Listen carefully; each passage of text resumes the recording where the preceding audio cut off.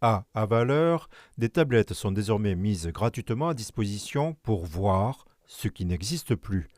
Grâce à la réalité augmentée, les visiteurs peuvent déambuler et s'approcher des bâtiments manquants de la commanderie templière. Donc là, qu'est-ce que vous voyez qu'on ne voit pas, nous?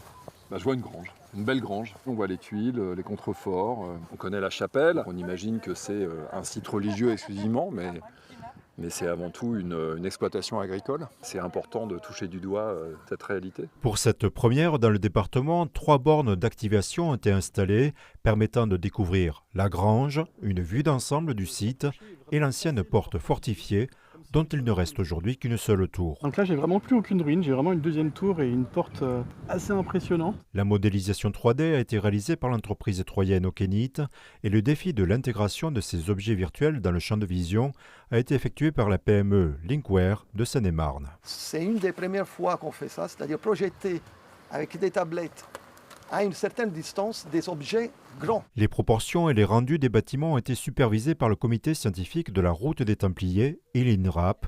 Cette innovation, nommée Porte du Temps, complète les visites guidées explicatives. Dans l'imagination, vous pouvez partir sur d'autres matériaux, une autre taille. Et donc en fait, tout ce que vous voyez dans la tablette, la porte fortifiée, c'est la pierre, les tuiles, tout est très sourcé. On a découvert par exemple qu'il y avait un puits nouveau, on va le rajouter, et les nouvelles connaissances seront intégrées dedans. Le département souhaite tripler la fréquentation et atteindre rapidement 30 000 visiteurs annuels. Yolande Mouton, qui a connu ce site à l'état de ruine avant son rachat, découvre pour la première fois, grâce à la tablette, ce qu'elle a décrit durant 20 ans en tant que guide bénévole. J'ai pourtant assez expliqué aux personnes qui avaient la grange, mais là, je la vois. Si le public adhère, le département prévoit de déployer cette innovation sur une quinzaine de sites.